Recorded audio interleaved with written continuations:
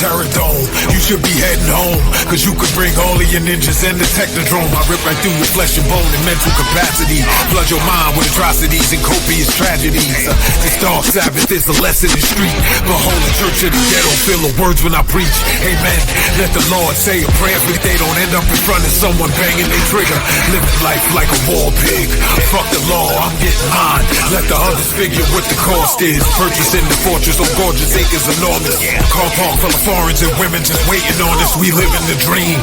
Y'all living like hell is earthbound. We are not the same. You've been a lame since birth, pal. I don't feel sorry. I recommend they go dirt bound. Doggy dog world and you've been looking like Chuck Brown.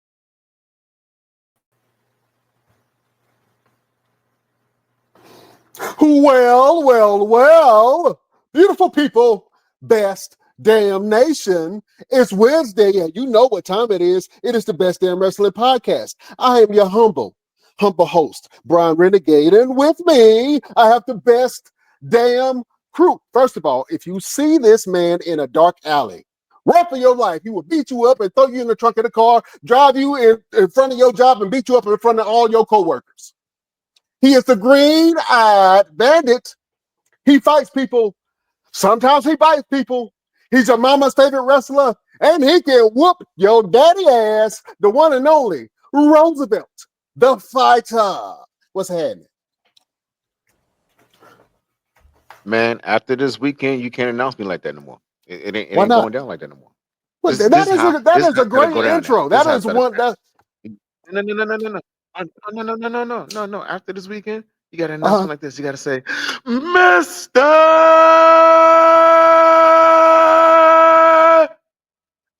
Everything. I see you've been working on your cardio. Everything. Yeah, that's a lot of breath control. Interview Mr. Kennedy, man. Yeah, you did get a chance. What's going on, Brian? Yeah. How you feel? I'm good, man. What y'all got me on? Hey, y'all didn't tell me I was gonna do all this hollering and carrying on. Hey, like I said, we might talk about faith, we might talk about politics, a little bit of fishing, this and that. First thing he started doing is hollering. What y'all doing? Hey. Just set the tone. Just set the tone. Look, it's an animation over here, man. It's all crazy. Hey, the tone is set, good buddy. This tone right here. Hey, absolutely. Man. Hey, I hope you expected me to do this. No, you don't have to do none of that. I would actually recommend that you don't. Yeah, man. Hey, listen. First of all, let me give this man his intro. I'm gonna try my best. I can't holler intro. You better holler. Hey, after y'all did all that, you better have a good holler. I got expecting a holler. All right. This man is a fishing titan. Hey, that's 2 weeks. 2 weeks after you done come on. He is the fish whisperer. Hold up. Yeah, I got you. This man once caught a great white shark, a river monster, and a kraken all in the same day. Now we just lying. Well, the myth has to be lost. No, we just lying. Okay, this one isn't a lie. This man is one of the greatest pro anglers in the country right now. Actually, in the world, dare I say. He is a fishing expert. I can say that. Yeah. I can say, all right. Ladies and gentlemen, let me please introduce to you the one and only Brian Latimer. Yo. How are you doing, sir? Hey, do I get to rate the intro after that first one? I ran out of breath. I'm gonna be honest with you. Yeah. On the first, that's what it was. So I apologize about that. Oh man. Real pleasure to be here, my guy. I appreciate y'all including me on this. Hey man, we appreciate you, my brother. Yes, sir. Matter of fact, this is the week after Thanksgiving, and I always like to say, if you have not thrown your Thanksgiving leftovers away yet, Y'all sounding like Ply. Give us the itinerary and the schedule. yep, by at least by Monday, you need to stop eating it. By Tuesday, your ass getting worms. So it just Wednesday, So Wednesday you go your ass you go to the hospital for sure. You going to the hospital. Yeah, man. But it's a pleasure to have you here, man. I've been a long time fan. I actually got cool points from my daddy for having you on here, man. He's a huge fishing fan, so I appreciate that. You know what I'm saying? You ain't even did nothing yet, but you hooked the brother up, and I appreciate it. Yeah, you got me kudo points in my pop's eyes. Yeah, Daddy don't give nobody credit. Be like mine. Oh no, yeah, hard pressed, man. So look, let's get to know you a little bit and let the fans get to know you a little bit, man. And actually, we got a lot of fan questions, man. Once we announced that you were coming, man, all the fishermen just came out of nowhere. Oh, you got Brian on the show? Oh, that's one of my favorite fishermen. So we got a couple fan questions that we're going to ask you, man. But let's get it from the start, man. I'm gonna ask this question to you. So, Brian Latimer, when did you fall in love with fishing? I don't know. I never had an answer to that question. That's like asking, when did he start being a tree? I grew up around it. I don't have a moment. You hear people say that all the time when they win. They're like, yeah, when I was 5 years old, I had this dream. I don't remember. I grew up around it. My dad was a fisherman, a tournament fisherman. So that's what I'm supposed to do, ain't it? You know, I guess it's just, I just always thought I was supposed to fish. Always. It was a long gap in between, doing it for a living and wanting to do for a living, but I just always thought I was supposed to be a fisherman. Oh man, dare I say it's in your blood? Yeah. It's in my mind. It's in my heart. It's in my heart. Okay, absolutely, man. When you were growing up, man, and you were learning how to fish, right? What was some of the first things that your dad taught you while you were out there? Man, don't mess up. Don't throw in the trees. Just for one, don't bring mud in the boat. All right. Don't waste no snacks in the boat. And shut up. That's what I learned first. All right.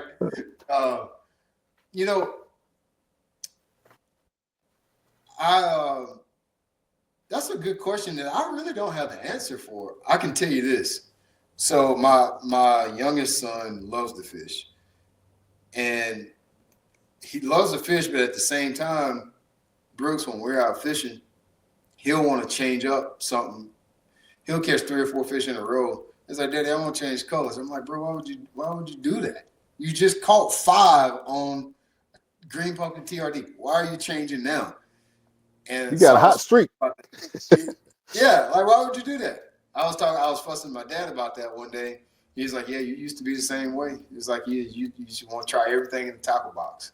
But that's how I know my middle son, he's got it. He's got the bug for it, for real. Like he's the real deal.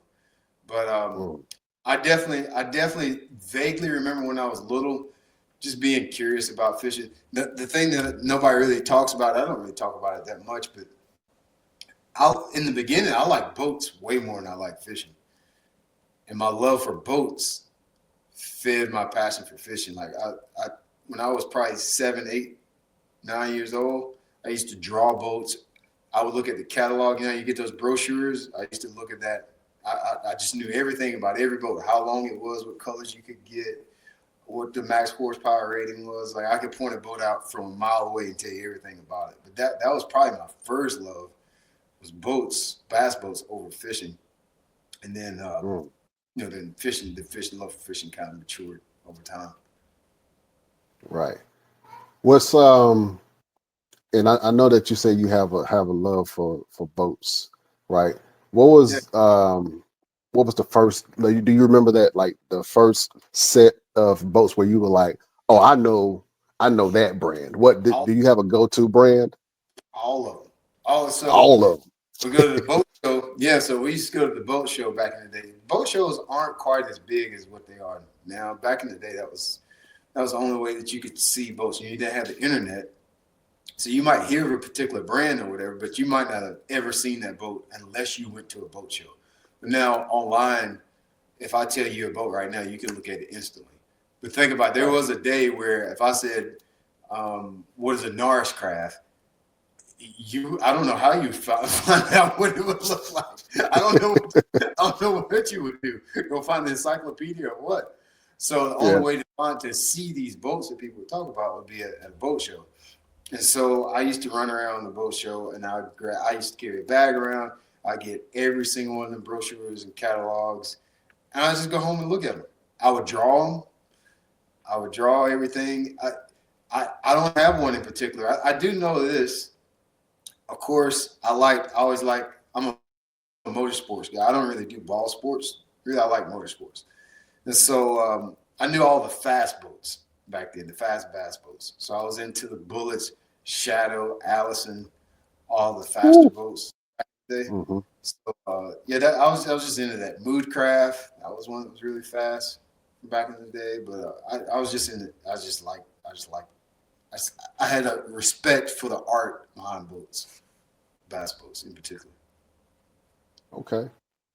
When it comes to bodies of water, do you prefer fishing in like a pond, or do you like to do like deep sea ocean fishing, or mainly like shoreline? I've never been offshore fishing ever. I love saltwater Really? fishing. Um, I just like getting bites, bro. Where we need to go. That's all you need to do. We're really good. That's all that matters. I don't really. There's places I enjoy because they're different. That probably feeds my want or need to go fishing more than anything is how different or how interesting the place is. Is you get a little bored of seeing the same thing over and over. Like I don't really fish that much at home anymore. If it's somewhere that I haven't seen before and it warrants exploring, finding out something new, that makes me want to get up and go fishing. But here at home, I fish these lakes a lot growing up, and they have changed quite a bit, but I like to explore and find something new. So long as it's something I haven't seen before, you got my attention. Okay. Would you ever do deep sea fishing? I don't really want to. I've been invited a half dozen times every year. I don't want to do that. That's where people go to die. Keeping it real, Jack. All these fish are right here inshore. Why are we going 80 miles offshore to go die? I hear the stories all the time. The guys that shoot the TV show, they always tell me, yeah, we went offshore and so many people got sick and one of the engines went out. We were stuck and we had to spend overnight. Why would you do that? Give me a good reason to go do that. That makes no sense. All these fish that we got 50 miles from me by road, why would I go offshore? I don't see the need for it. So I haven't been yet. I was supposed to go for a job. I didn't volunteer for this. This was a job. I was supposed to go this summer, and it got canceled because of weather. Thank God it got canceled because of weather. I was so happy. But yeah, I don't have any desire to go offshore at all. Yeah, man. I seen Perfect Storm, and they just turned me all the way off. I was like, stuff be popping up all the time out there. Why are we doing this? Yeah, I thought about it, man, but I was like, no, I don't trust the ocean at all. There you go. Out there. Yeah. And the fuel for a lot of those trips are probably $1,800, $1,500 to $1,800 in fuel. No thanks. Woo. Yeah. That's an airplane charter right there. Yeah. No thanks. I'm all set, man. Tell us a little bit about. I'm not bored with regular fishing. Tell us a little bit about what you got sitting behind you. Is that part of a boat sitting behind you?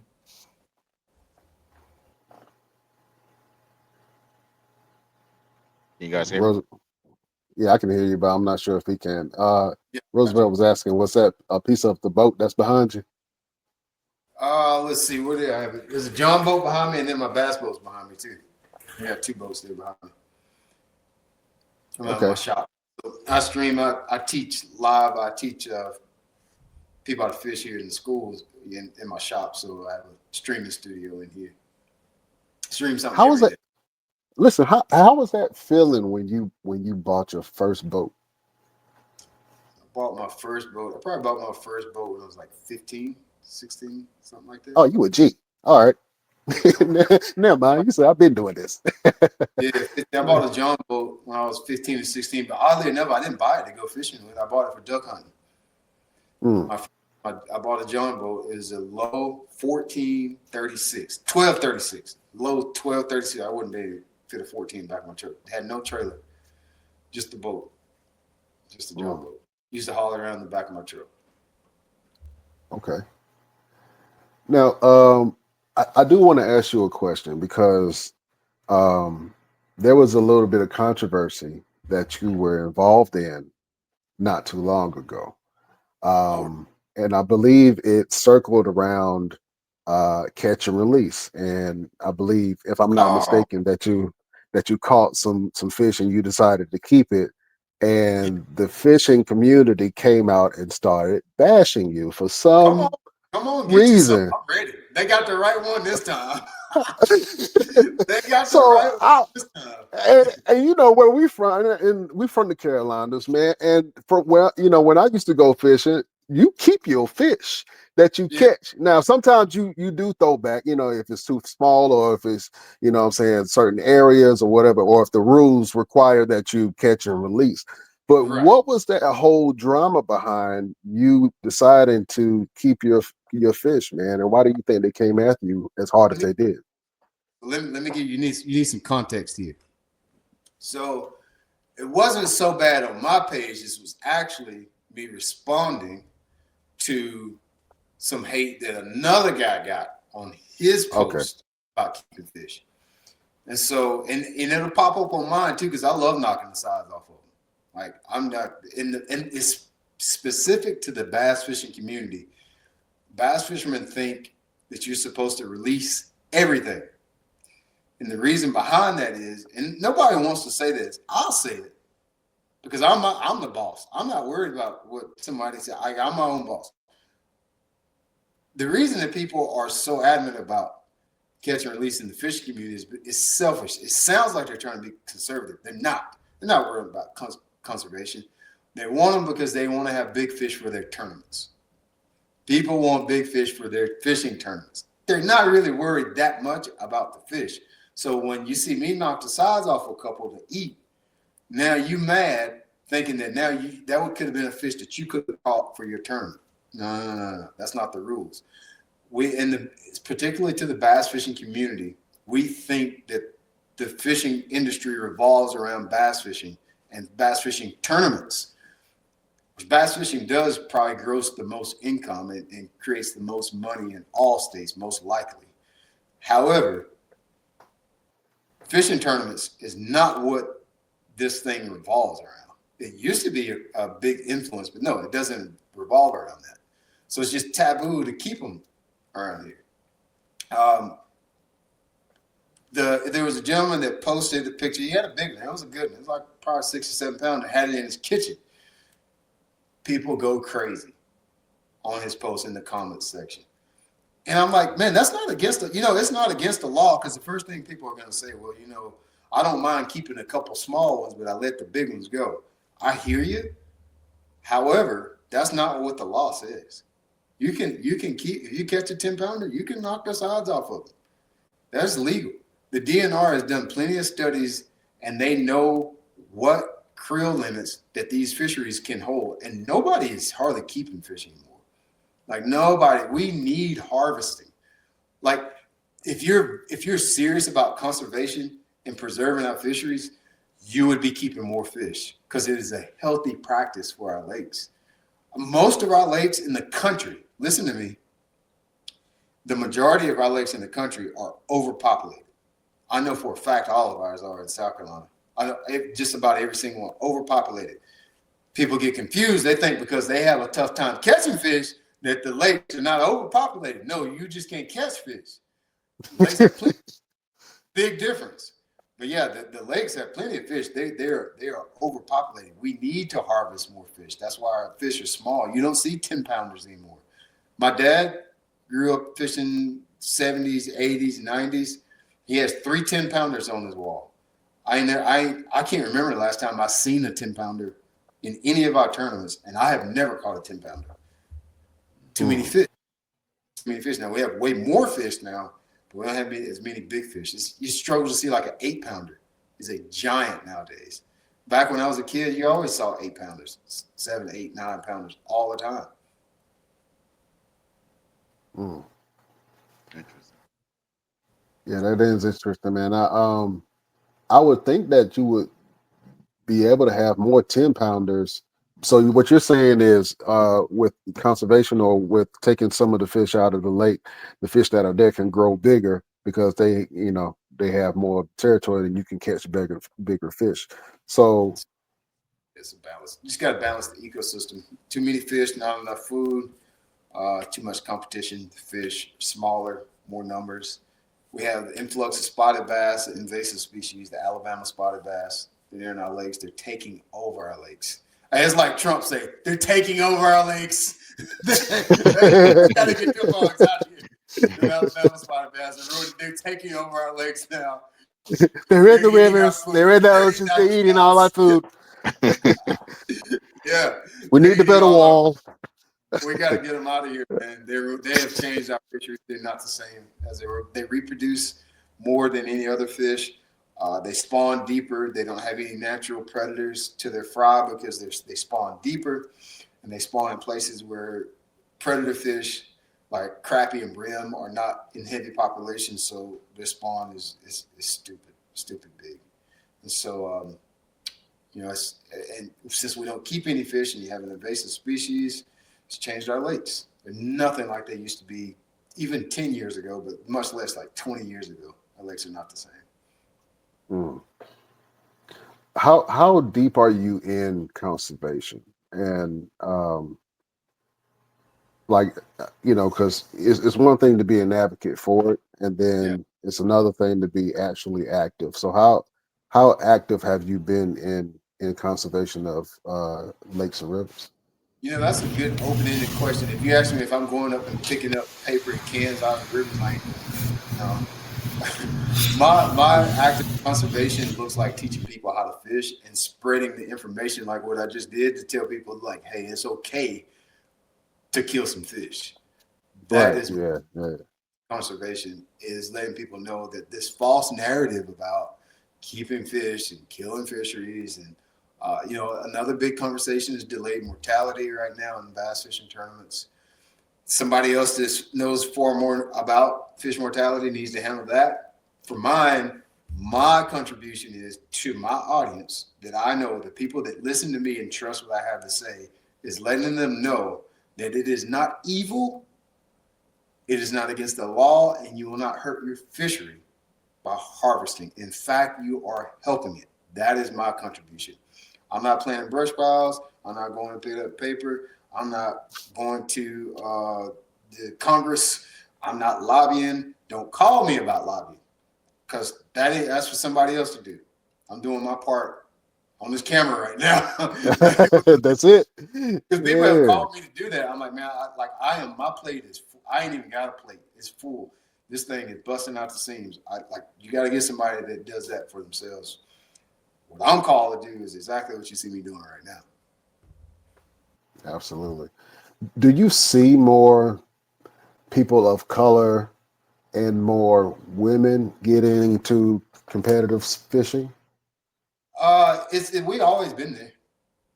I grew up in an all-black club. We always been there. It's more now probably than there's ever been, but black people have always been fishing. I will say I didn't see, which even in my town where I grew up, it was just black people and white people. But now, more Latino culture coming into fishing, Asian culture coming into fishing. Like people you ain't never even, I don't even know what culture that is. Cause you see a lot more diversity. I mean, just keep it real. Like, I'm like, what is that? I don't know. Tell me about you, you know? Right. But black people, we've been there, man. Like we've been there because we had to do it back in the day. Like my dad didn't, that's what I was talking about. And when I say the culture of fishing, so many people got offended about that. When I was talking about my culture, we keep fish. They want to try to make it racist. Culture is just the people you grew up around. And it doesn't have a color. It's just who you grew up around, the practices of the people that you grew up around. I grew up around black and white people. And the black people and the white people was knocking the size off of them back in the day. And so you know, we've been there, man. Y'all know that. Like we've been here. We're doing it on a different level now. Like you mentioned, competitive spaces. But like I tell you, those trophies you see in the background, that comes from it started out one-on-one bass, transitioned to a club called Tackle Box. That club started in the 80s. There's an organization called SABA, Southern Association of Black Bass Anglers. Black bass stands for the black bass, not the person black bass anglers. Grew up fishing that too. That still exists. Been there since probably late 70s, 80s. Yeah, we've been there, and it's a lot. It's a lot more black people and women in the sport. There's room for us. Yeah. And I was thinking that because I think that you are probably one of those figureheads and a representative of not only your community and your village, but also young black people that are getting into the sport. You know what I'm saying? They're getting into competitive spaces. You know what I'm saying? So when people see you, they want to get to know more about the sport. You know what I'm saying? And I think that's what diversity does for certain spaces where you normally wouldn't see a lot of people of color in high competition level performances. Was it difficult for you to get your first sponsors, or like how did you first go about getting your sponsors, and was it difficult for you to attain sponsorship? No, not at all. No, sponsors are easy. This is why most people think sponsorships is hard. In our industry, it's probably the easiest thing. That's the smallest hurdle. If anybody says they have a hard time getting sponsors because they don't have anything to offer. They don't have anything to offer. They don't have anything. Most people, when they hear the word sponsorship, they think they means donation. Give me some money so I can do what I want to do with it. If that's your mindset, you got a broken mindset, and you will have a hard time because ain't nobody looking to give nobody nothing. Nobody's looking for donations. I see it all the time. Right now, you know, we're about to get our season started. A lot of pros. I've seen a couple posts on social medias. To anybody looking for some media exposure, nah, bro, you looking for a donation. Let's just keep it real.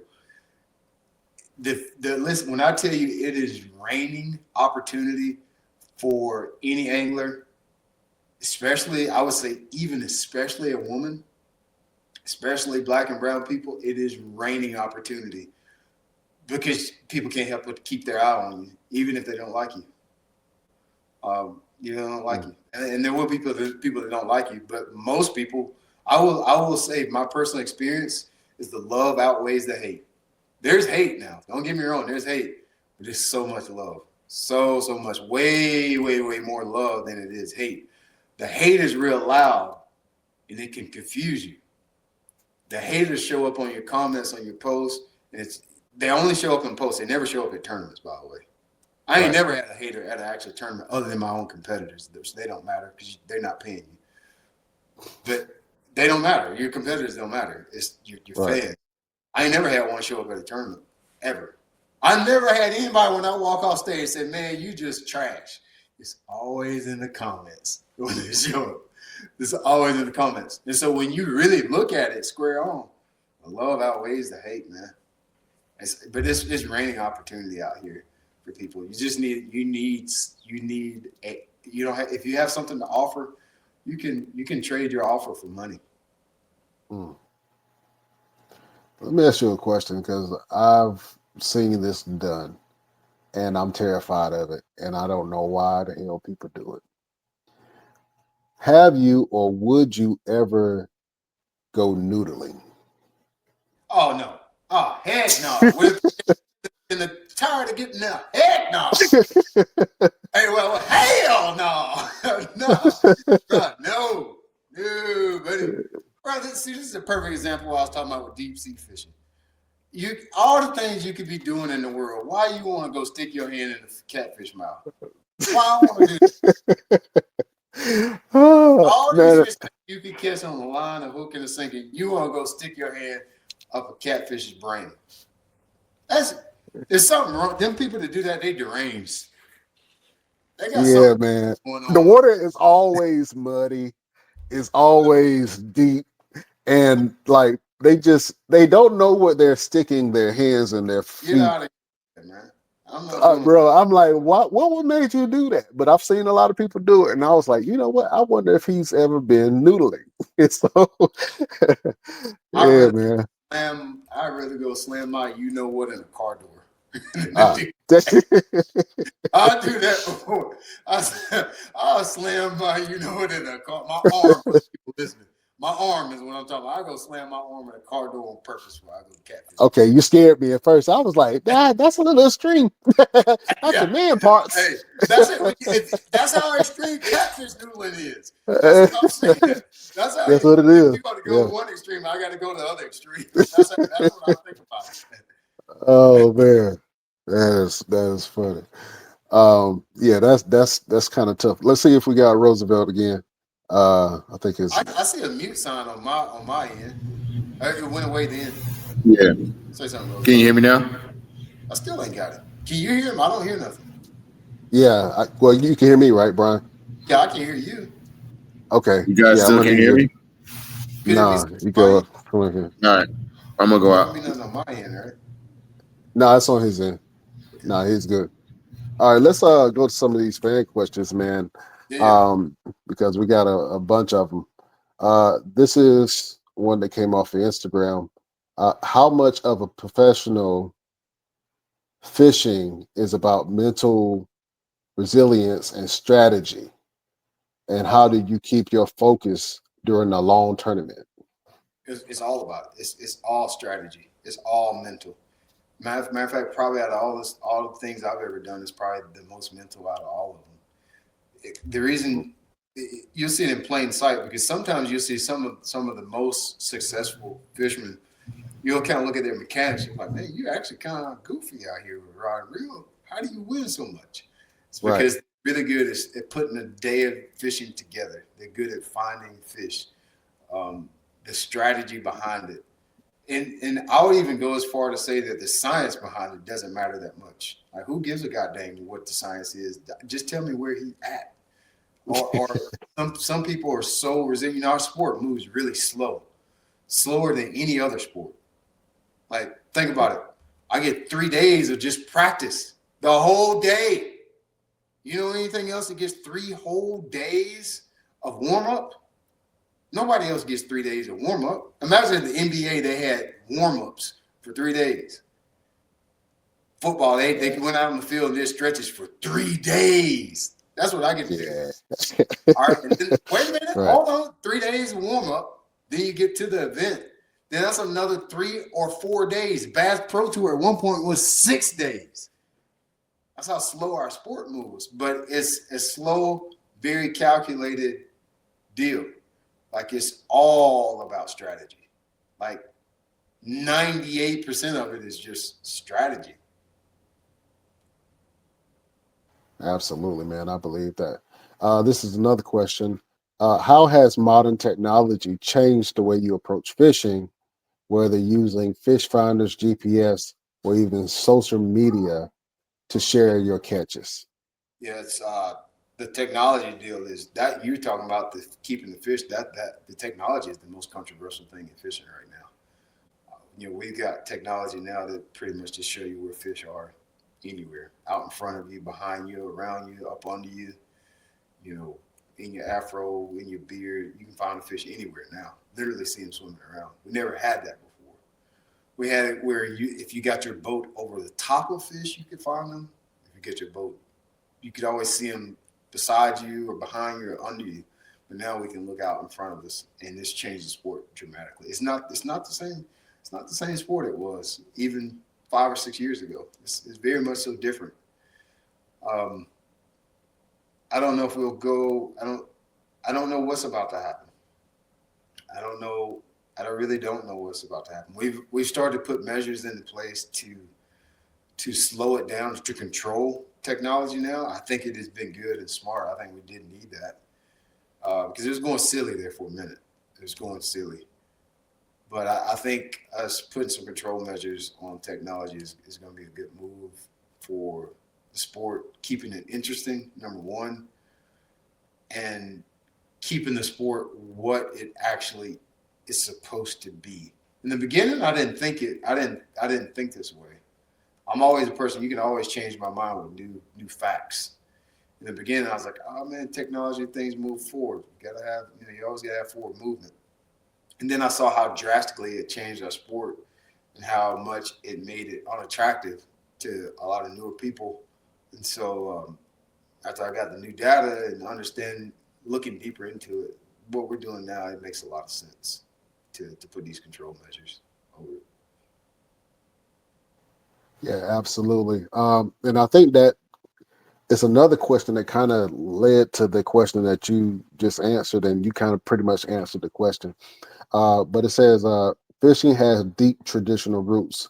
How do you balance respecting those traditions with embracing new trends and innovations in the sport? You know, that question is very tricky because a lot of times your traditions, man, that's a tricky question. A lot of times when we're saying traditions, really it's really preference, which in a nutshell, really, when we talk about controlling the sport, a lot of it does have to do with preference. But I think those two words represent two different perspectives. So when we talk about tradition, a lot of times that's coming from an angler perspective. I got into the sport this way. You need to use this type of hook and this type of boat and do it this way, the way we've always done it. I'm not so certain that just doing it the way we've always done it is the right thing to do. I do think there's ways to move the ball forward and still have it evolve. So with the technology that we've had in recent years, it has changed what the sport, the very essence of it is. Like, it turned it into where it's not fishing anymore. It's not even that. I see the fish, I throw the fish, I catch the fish. It turned into that deal where in years, the very essence of fishing is almost exploring, experimenting, and figuring it out. And the technology became so powerful that it was removing that part of it, which is the very essence of fishing. You know, like it's almost like having, and this is the worst analogy I probably can make. It's almost like having a partner that's a robot versus actually having a person that is a partner that is a human. It's kind of when it's turned. It was that drastic with the technology. So good and it's so powerful. It was taking away the very essence of what the sport is. Now, I know that was a drastic analogy, y'all. You call me, I ain't call you, so you got to deal with it. Hey, well, you got me now. Yeah, I got you now. That's what I wanted. Yeah. So do you feel like the connection or the soul of fishing has been taken out of the sport? No, it ain't taken away. No, it ain't taken away. Man, and so a lot of times this conversation is wrapped around the newer anglers in college and high school. These little suckers are good, man. They're really good fishermen. No, the soul is still there. The sport is, despite I've been on podcasts that talk about how fishing is declining, how this and that is going on. Fishing is declining in the way that we are used to seeing it. Fishing is not declining. Competitions are not getting smaller.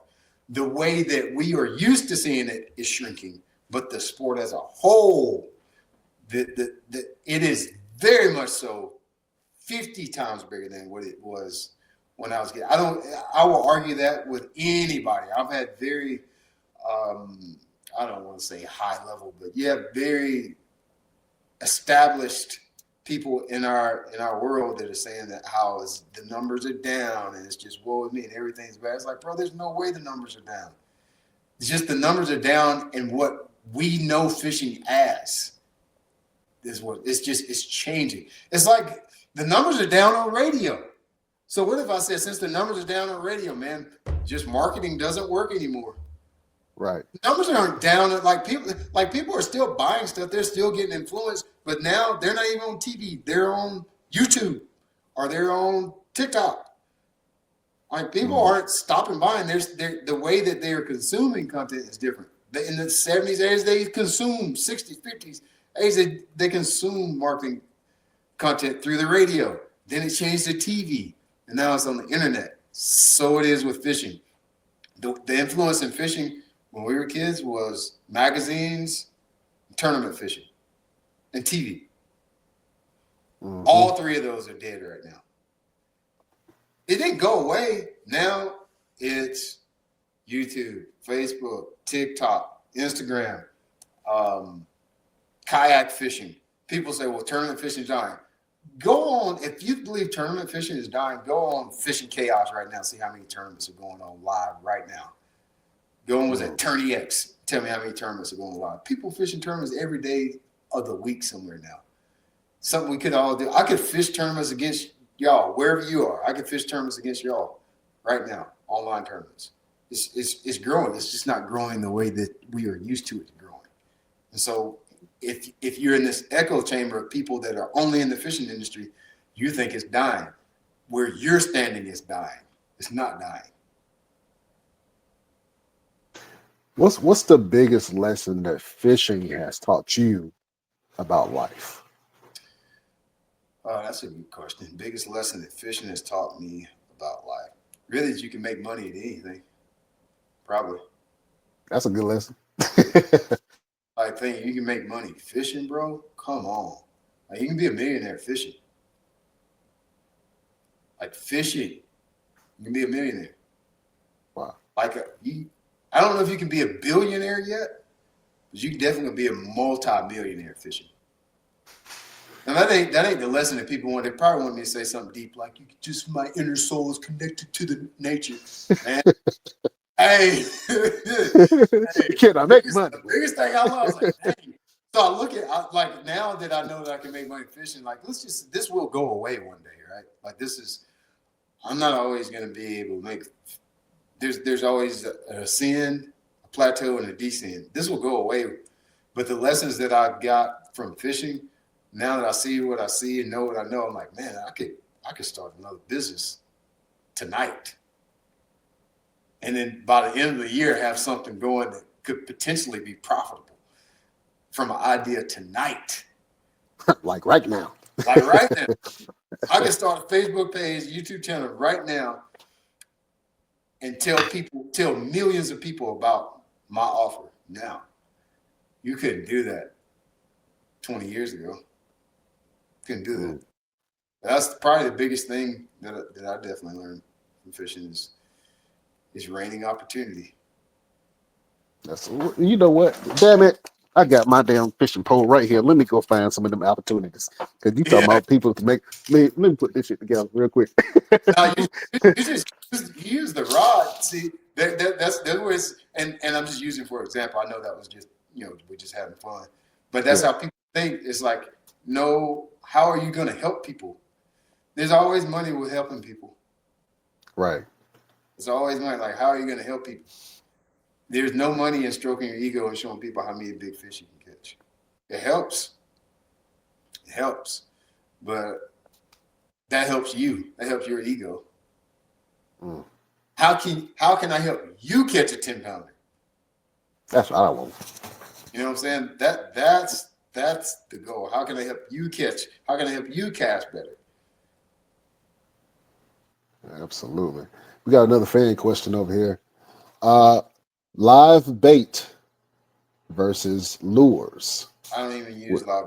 Remember last time we used live bait? I hate dealing with it. I don't want this. That ain't fishing. Like live bait fishing sucks. That is very controversial. What you are saying in the fishing circles. Hey, bring them on. Let them controverse me. I hate it. What did I say about what were we talking about earlier? I'd rather go slam my arm on the door than fish with live bait.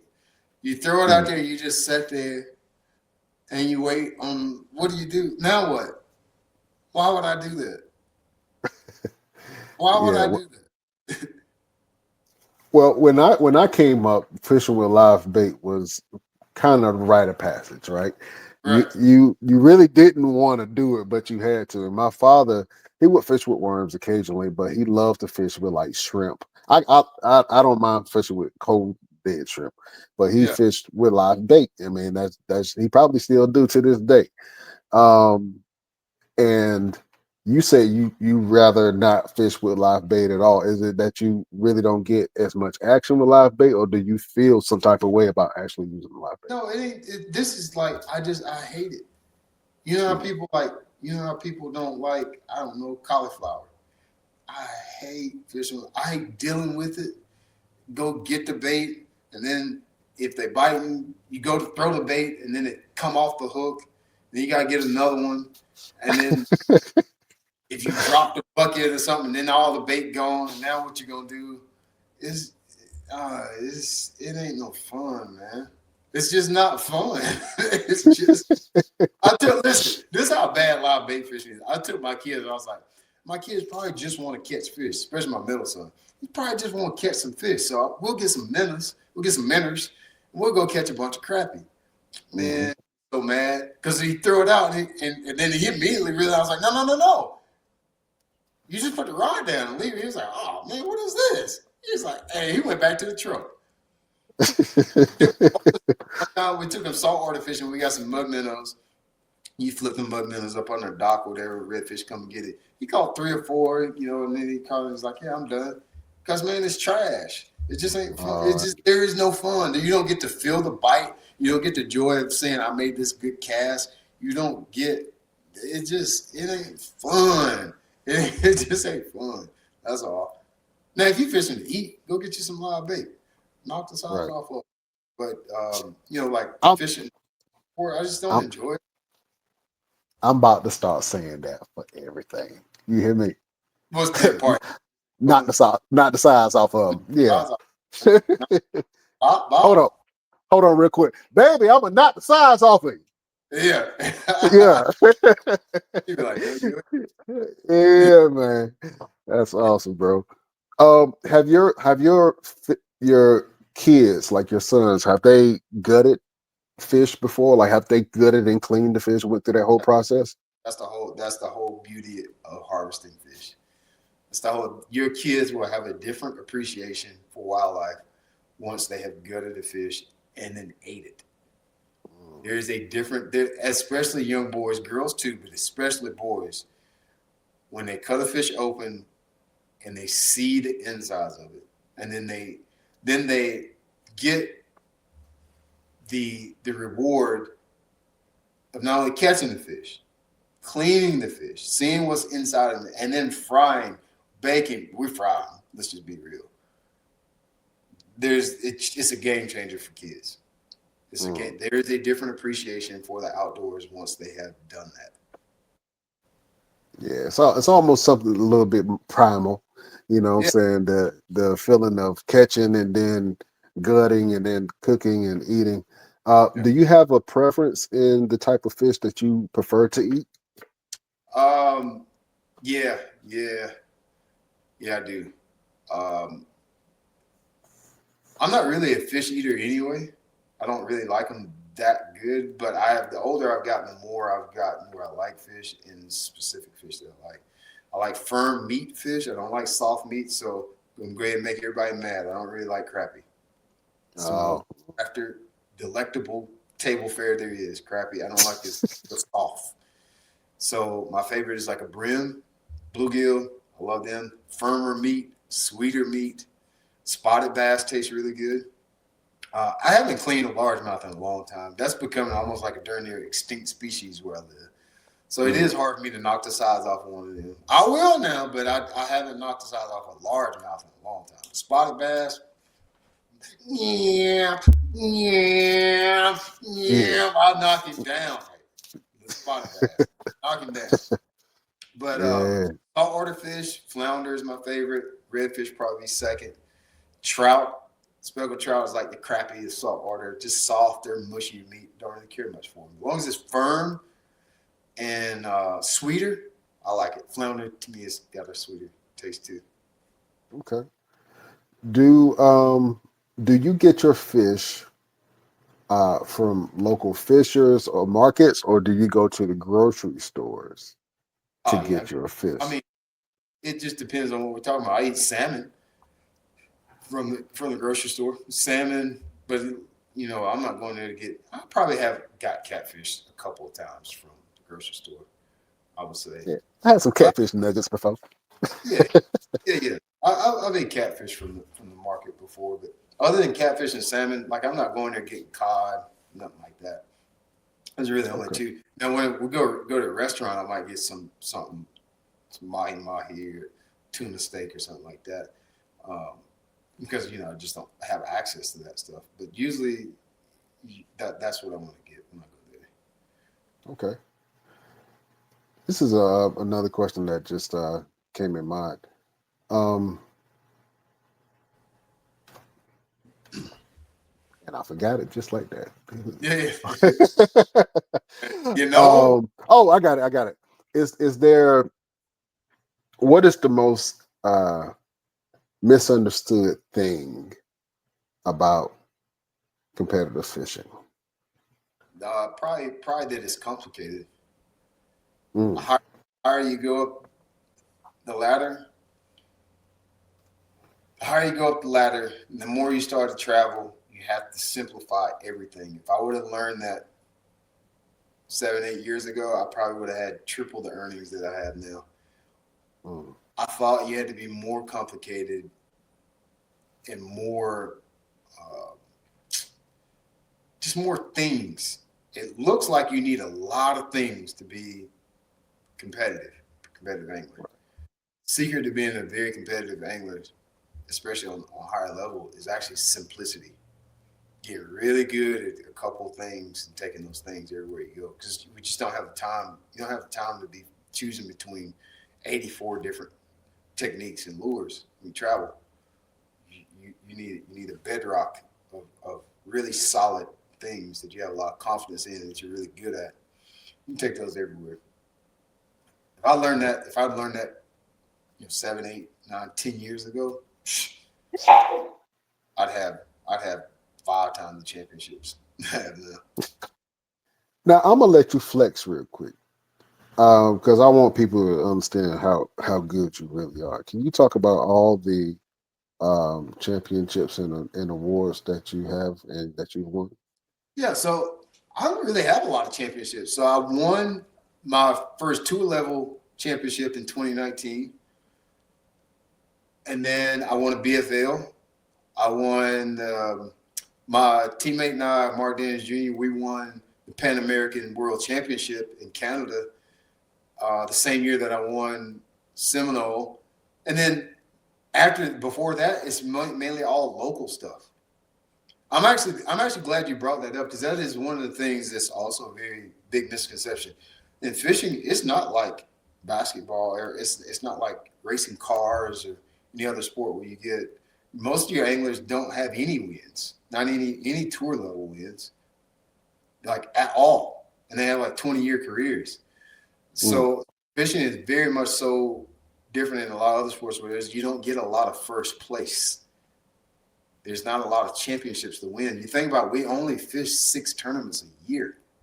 There's only 6 winners all year long, 7 counting the championship, all year long. It used to be 200 people, 180 to 200 people. Now we're smaller fields to anywhere between some tours around 60 to 80 guys to 130 or 40 guys. 6 or 7 people all year. And most of the time, in most eras, there's one or two anglers that win most of the tournaments. And so it's very different in a lot of other sports where it's not something that many anglers accumulate a lot of championships in. But on local level, everybody wins. So you got to be careful. You're talking like, I got 40 wins. Where at? Well, I mean, that was on your home lake, boss. I got 40 wins on my home lake. I'm talking about tour level traveling tournaments. It's a handful of anglers that have a bunch of those wins. Yeah, against your buddies and your friends don't matter. You know what I'm saying? Yeah, just local trails, local tournament where you fish all the time. There's plenty of guys where I live that are very much more accomplished than I am when it comes to championships. Way more accomplished. But then there's also, this is a much deeper question than most people are willing to dive in. What is a win? Win's got to be more than first place. When there's 180 people show up on the start gate, you mean tell me there's going to be one win? That whole thing about if you're not first, you're last is bullcrap. Like there's wins laying on the ground everywhere. Like you have to have that kind of mentality about it. First place is just a result, but winning looks like a bunch of different things. Yeah, that's a major jewel that you just dropped. I did not know that you were a philosopher too, sir. I had no idea. Or bro, you have to start like I study like successful people. Like if anybody wants to learn more about sports psychology, you need to follow Kobe Bryant. You need to. That's a good one. Kobe Bryant is probably, and I'll be honest, I didn't appreciate Kobe until he's gone. I didn't know that he was the person that he is. But you should listen to every clip that Kobe Bryant talks about. Kobe has tons of championships, and he doesn't even talk about his championships. He talks about small wins all the time. He talks about the process all the time. Kobe was process oriented. You should follow Kobe. If anybody wants to be a professional fisherman that's listening, you won't listen to Kobe Bryant. Yeah, I bought my son one of his books, Mamba Mentality. Yeah. And he really loved that because I like the focus that Kobe had was bar none, man. It was just different. It was legendary to the point where everybody was talking about the type of focus that he had, that Michael Jordan like focus. You know what I'm saying? How do you get focused right before a tournament? I wish I had something really cool to say about that. I've been asked that multiple times. I wish I really had. You know what I found out? The older I got, this is another thing that I wish I would have learned or realized. In the beginning, the stakes are so high and you need to do well so badly that you try so hard that it actually ends up working against yourself. My tournament results didn't really start to settle out until I stopped caring as much. I was overthinking everything. I was trying so hard. I'm also come from a blue collar family. The harder you work, the more money you make. The more money you make, the more things you can do. That doesn't work in sports that well. Like right. you can overwork yourself. And I was overworking myself. The first, man, if I'm being honest, so I started the tour in 2016. Probably 2022 before I realized, like, man, I'm working too hard. Like, I actually try to unplug. Like, I haven't been bass fishing. I have an app where I teach people how to fish. I took a guy fishing first week in November. I haven't been bass fishing since then. And I hope I don't have to go bass fishing maybe once or twice more before the season starts. Once I started taking the off season off and doing other things and saltwater fishing, I love riding dirt bikes and doing that kind of stuff. And my seasons go so much better. I wish I would have learned how to let my hair down a little bit earlier on. And I'm not even answering your question. How do I try to focus? No, you're good. I mean, yeah. I'm actually trying to go the other way. I'm actually trying to go the other way. I'm just trying to just trust what I know about fishing and be comfortable in the decisions that I'm feeling in the way, because when I think about it too much and when I over process my practices and tournaments and get so caught up in the result, and social media, like if you have a bad day, people know about it immediately. You're gonna get a text about it, and so there's that intrinsic pressure there to always just work. Man, I didn't enjoy it. I wish if I would have known, I would have enjoyed the first 5 or 6 years of fishing on tour a lot more if I would have known how to not care. But at the same time, I couldn't afford to not care. I had no money. I didn't have no money. And I was scared. And I was scared. You're just scared to death. That's real, yeah. It was just scared to death. And it wasn't until I started analyzing, I was like, man, I do way better when I kind of don't really care. Like I could go out the first 2 tournaments of the year and finish 105 and be like, man, all right, I don't know. Yeah, I'll try again next time. Yeah. I ain't sweating it. Especially in our sport, you can't say this for every sport. Think about how arrogant it is for you to think that you're better than a bad result. That like you are so good that there's no way that you should get 126. Right. That's arrogance. That is super arrogant. There's nothing, and I don't care what anybody says that's arrogant. No, you can get a 102. You can get a 147. I can get a 1 too. I can get a top 10 too. I can catch the biggest bass of the tournament or the biggest bag of the day too. But there's gonna be days where I'm gonna be on the bottom. Cool. Because I know it's gonna turn around sooner or later. Because I know that because I trust the work that I've put in over the years. Like my ego's not attached to those results anymore like it used to be. That was deep what you said, and I think a lot of athletes can really learn and relate to that too. You know what I'm saying? Because you see the more that you lean into your talents, and then if you get an injury, I think it usually happens after an injury where you start to question, like, oh man, am I still good? Can I still do that? Was it just my ego thinking, or was I? You know what I'm saying? And then you have to rebuild that up. You know what I'm saying? Have you ever received an injury of any sort while fishing? Not an injury. I've definitely been sick while fishing though. 2024. I want to say I didn't know it at the time. I got COVID 2024. I couldn't finish the season. I couldn't get over it. I got sick. I was sick the whole year. Every tournament it come from my kids. Like I had little kids. At the time, 2024, it probably would have been 3, 5, and 11 or something like that. But toddlers, big toddlers. Yeah. But something's always in the house all the time. And I got something February of that 24 season, could not shake it all year. And finally at Eufaula in May or June, I thought I was gonna die on the boat. I was so sick. I had never been that sick in my life. I didn't know if I could drive home how sick I was. I couldn't practice all day in the tournament, like I was sleeping in the boat. And I just couldn't shake it. On top of that year, my granddad passed too, so it was like just some emotional stuff going on too. I didn't even go to the last 2 tournaments. I didn't go to the last 2 events. So sick on top of just dealing with life problems. But sickness, yeah, I haven't had an injury. Now, I like to fool with motorcycles, so at some point something's gonna happen. At some point it's just inevitable. But not injury-wise, I hadn't had anything really other than being sick. This kept me from the sport. Okay. Yeah, that's awesome, man. Roosevelt, he was having some connectivity issues, but he did ask a question.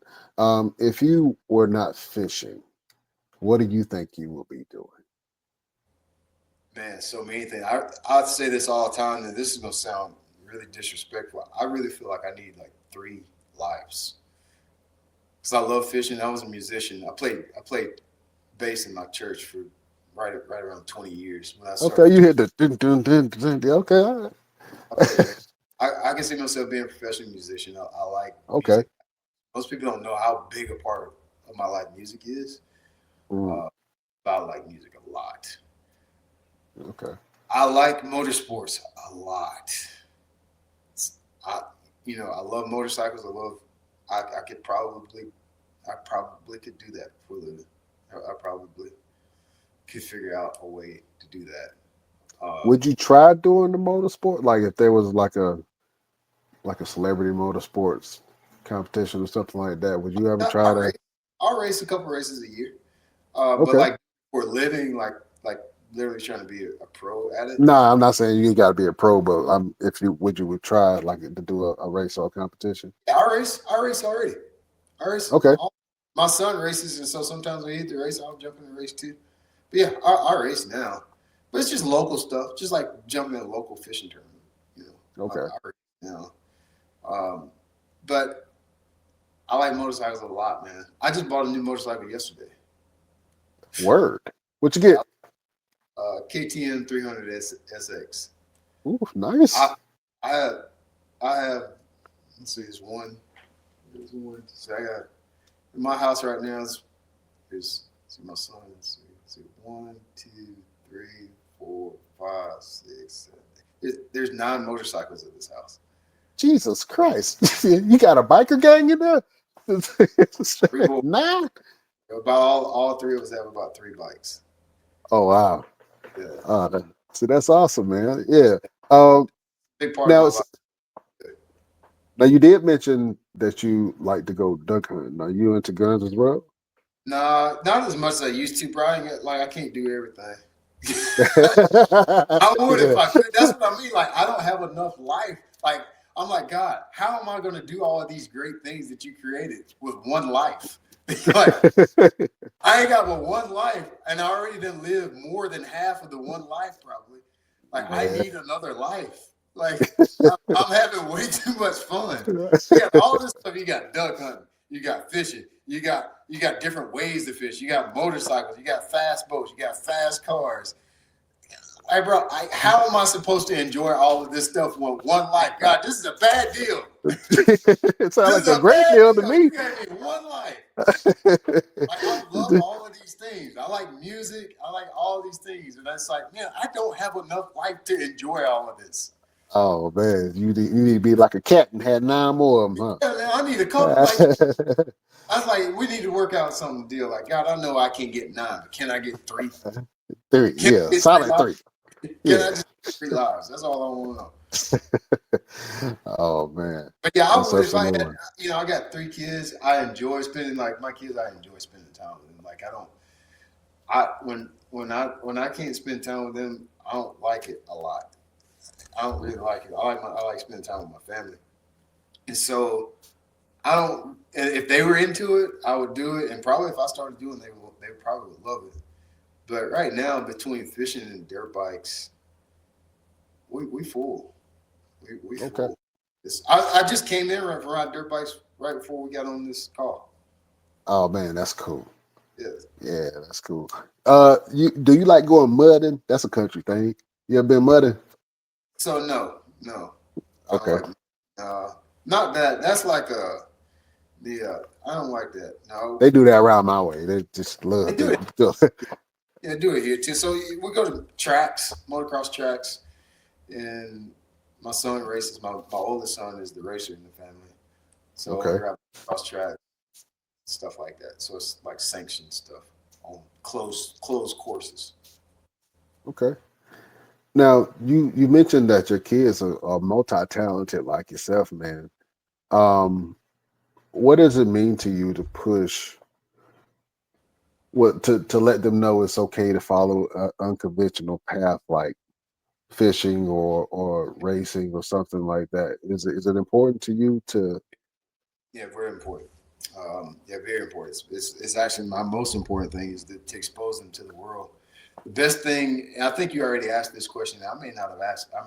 There's a different answer that I have to it now. I think about it deeper.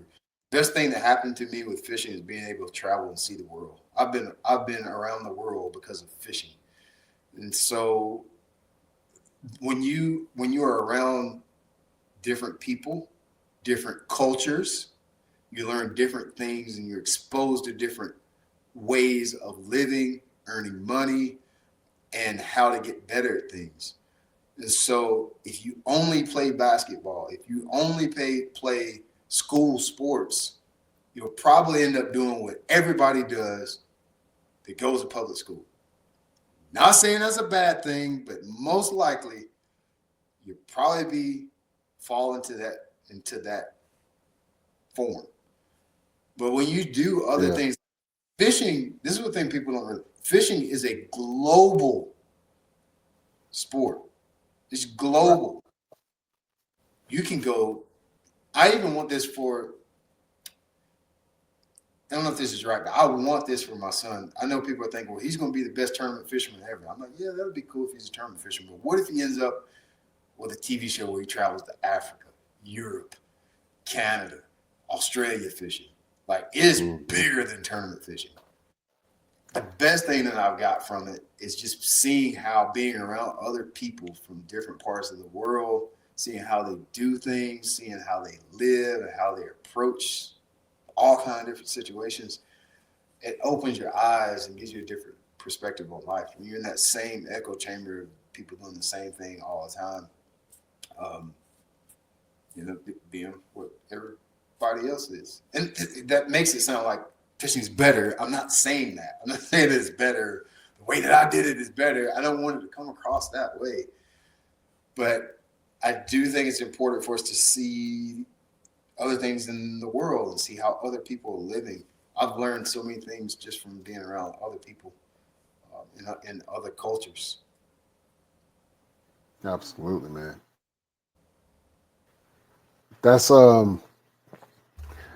very, very interesting. What do you have a favorite place that you have traveled to so far?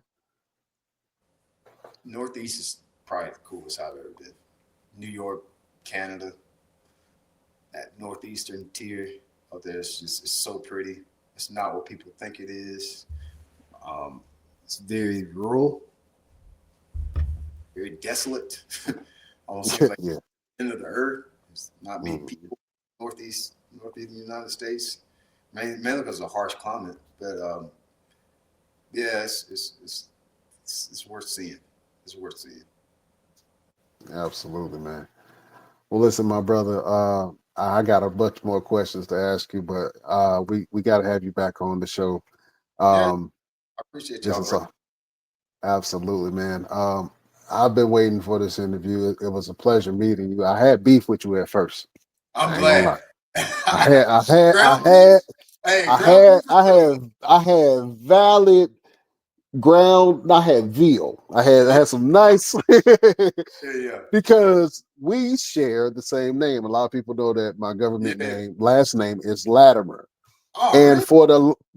My real name is Brian Latimer.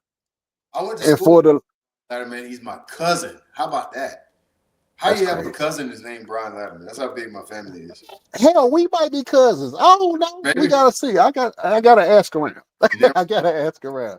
No. I could not find myself on Google, on no social media searches, because as soon as you type in Brian Latimer, I saw your face and your achievements, and I'm like, who is this dude? Why is he taking my identity?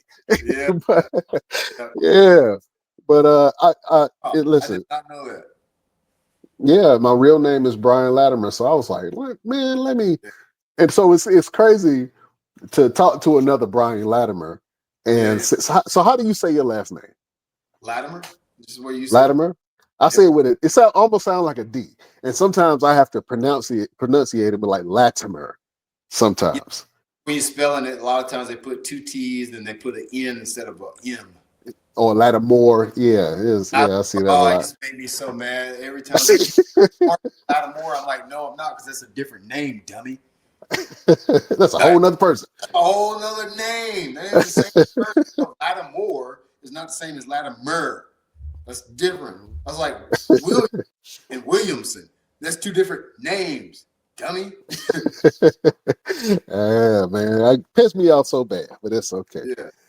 Oh man, so listen, what's next for you? Do you have anything coming up, any big tournaments, any projects? Hold on, before you answer that question, this is the real question I wanted to ask you. When are you getting your own TV show? I've had a TV show for 5 years. Really? I'm gonna go back and watch it. Straight up fishing TV on Waypoint TV, Roku, all that. Yeah, 5 years. Okay. TV ain't where is it? That's why you don't know. Nobody watches TV. Well, you can cut it up into clips. That's what. Yeah, it is. It is. It's on all my socials. Yeah. Today, if you follow me on Instagram, you saw. I probably saw it, but I didn't realize it was your show in particular. Okay. Because nobody watches TV. They all on YouTube.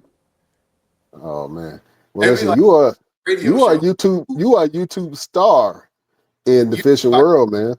Yeah, you got the controls on YouTube, but nobody watches TV. That's all. That's why you don't know.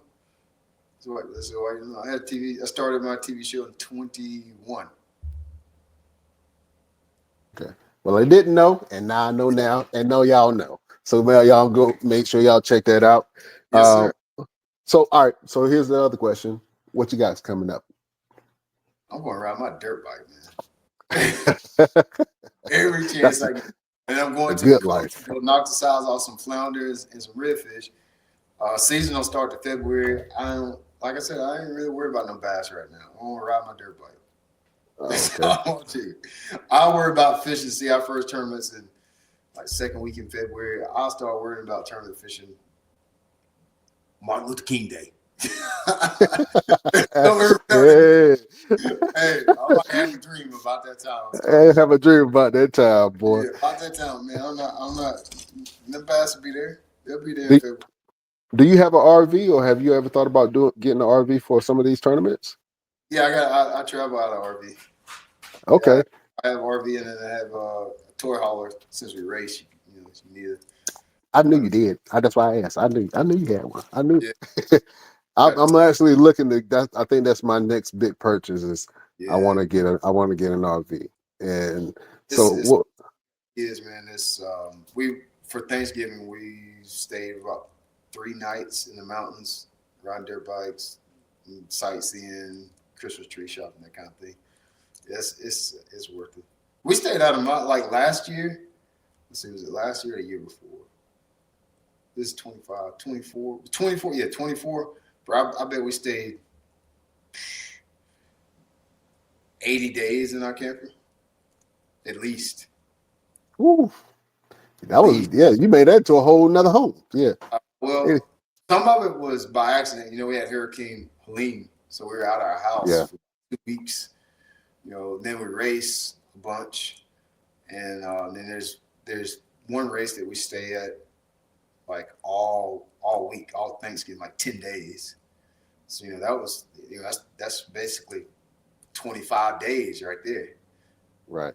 Just you saw 25 days in 1 month, but between racing and vacation, and then I'd stay sometimes for work, and then sometimes the camera guys use it. It's probably, I don't know, it's a lot, man. A lot, 3 or 4 months worth of time in the camper. We use ours a lot. Man, you are living. You about to make a lot of people mad. You are living people's literal dreams.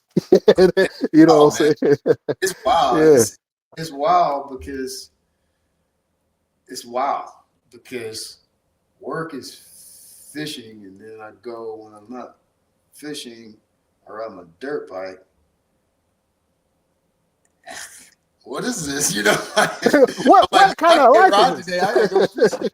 That's it. People at the track, they get mad. They're like, you coming to practice tomorrow? I'm like, no, I can't come. I can't ride tomorrow. I got to go fishing. It's like, what is that? It's wild. No, I have a very blessed life, man. That's dope. I am happy. That's dope. I am happy. This is good. I put on my Facebook posts a lot of time. Like, these are my good old days. Like, these are the good old days. Yeah, that's beautiful to say, man. Well, I know you got to get back to the family, and you say you're about to go ride some dirt bikes. I got one more question, and then I'm gonna go ahead and go to the final word. Yes, do you like fishing at night? I recently started fishing more at night. For a long time, I hated it. Now I like it more, but it's kind of dangerous. It's pretty dangerous fishing at night. So that was always my, the sport is actually low key a little bit dangerous to begin with. We don't talk about that much, but low key dangerous. But I've grown to like it more in the last 2 or 3 years. I fish more at night than I ever have. In the last 2 years, I fished more at night than I have in 20 years. But I'd rather fish in the daytime, man. Because when I go at night, man, it throws my schedule off for the whole week. Yeah, I can see that. I would be terrified. Every little noise that I hear, I would be scared. The bullfrogs, something jump in the water, I'm freaking out. It's already dark. I guess I'm immune to that just from duck hunting because duck hunting you go out and walk around in the swamp when it's dark, so that don't bother me as bad. It's you can't see where you're going. You don't see where you're going. Be easy to run over something, hit something. And usually something's gonna happen. You're gonna be at least at the very minimal stranded if you run over something, and then you could get hurt. So I'm not that crazy about it for those reasons. But it can be fun. Just for the most part, when it gets dark, let's just go to the house and start over tomorrow. That's all. Right. That's all.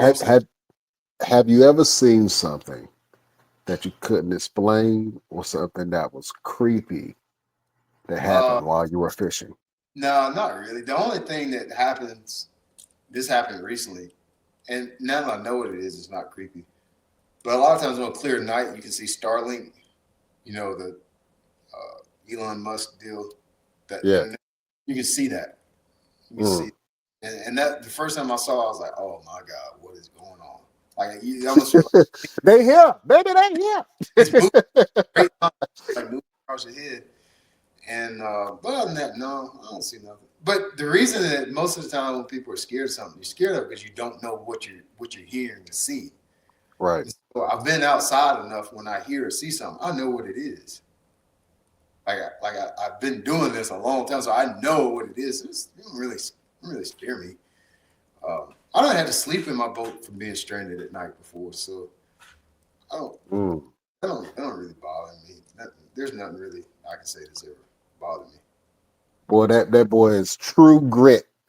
Yeah, true grit right there. You hear me? I fell asleep in my boat for 5 days. I woke up. I didn't know where I was, but it was okay. I can tell the true story is we had a really bad storm, put my boat on the bank, and I had to get in the rod locker. It was really bad, like lightning. And when the storm passed, it got really hot, so it got super foggy. It's all happening in the evening, so I didn't know how to get back. This is pre-GPS days. Or at least I didn't have a GPS. GPS existed. I didn't have it. So I couldn't get back. I didn't know where to go. It was my first day on a brand new lake. It was on Lake Martin in Alabama. Went to go see the lake, left like 4 o'clock, big storm comes up, boom, boom, boom, lightning, yeah, get in the rod locker, wait for the storm to pass and come out. Fog, you can't see your hand in front of your face. I had to sleep in the boat overnight. Oh man. See, my brain would have been talking to me. Everything would have been everything. Boy, that's a different type of pressure, man. And how long did you say you stayed there all night? Yeah, just in the morning till the fog cleared. Okay. I didn't go back to the truck. I just went straight back to fishing that morning. Oh, okay. Normal it was thing. Just inconvenience. Like I was wet, a little bit cold. I was just like mad. Just mad. That's all. It wasn't no big deal. If you put that man on an island with a shoestring and a paper clip, he gonna catch some monsters. I'm trying to tell you. I don't want to have to find out. Let's say that. Absolutely, man. All right, so we got this segment on the show. It's called Final Word. It's a way for us to give a little bit of motivation, a little hope to get through the week. Yes, some for the peoples. You know what I'm saying? So Brian Latimer, or Brian Latimer, as we say. Yes, do you have a final word for the beautiful people? Oh, so this is my final word. Yes. It's raining opportunity out here. Don't be left on the bank. Don't be left on the bank. That's the only thing I got for y'all. It's raining opportunity out here. Yeah. It's raining opportunity. Grab a bucket and not an umbrella. Huh? Yeah. Huh? You hear me? Yeah, we here. That's right. That's literally that simple. I won't give you too much. Remember, it's raining opportunity. Absolutely. Where can we find Brian Latimer merch? Shopdlat.com. At a Black Friday sale. My guys that run the site are pretty lazy. It's probably still going on. It's supposed to end Monday. More than likely, they didn't turn it off. Go check it out. Shopdlat.com. See if the Black Friday. We have 50% off on all the merch right now. Absolutely, man. Make sure you guys get some merch. I might go on there and get me some merch just to support. I love supporting people, man. So I'm gonna have to get me a. Yeah, I'm gonna get me a shirt. You're gonna see Brian Latimer on there. You can be like, did I buy a shirt of my own? Yeah, exactly. I don't have anything with my name on it. It's just I got an Excite Bite hoodie and T-shirt that you have to pull it up so you can see it. Yeah. Okay. Everything Absolutely. shop.com. Absolutely, man. We're gonna go check that out. And so, beautiful people, if I have to leave you with a final word. I was in my garage in my gym this morning, and I don't know, it just came across my mind, and so I wrote it on my whiteboard, and it said, "Be effective, be efficient." And so, whenever you're trying to find out what you're good at, or if you're getting into a new sport, if you're getting into a new hobby, if you're getting into something that you want to be great at. We mentioned Kobe Bryant and that Mamba mentality. You know what I'm saying? Have that Mamba mentality about things that can change your life. For instance, Brian Latimer found fishing, or fishing found him. And he's made an amazing career out of what he has. And he is an influence and an idol in the in the fishing industry. You know what I'm saying? He can get in the ring if he wants to. Hey, dude. I can Yeah. Don't tell nobody that. I cannot fight. I ain't never been in a fight. Yeah. Fishermen carried knives, man. Fishermen carried knives. I already know.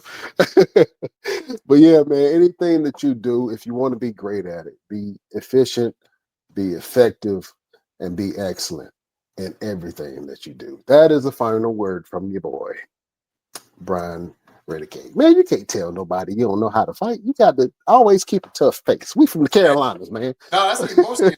I can't fight. They just shoot you. Straight up and down the sideways. I ain't say I couldn't handle nobody. I can't fight. I don't know what I can do. Somebody try to fight me. I don't know what might happen. Yeah, don't let me get to my truck gun. That's all I'm saying. Absolutely. Otherwise. Yeah, man. You're a lover, not a fighter. Lover of fish, lover of people, family. Right. You know what I'm saying? I dig it.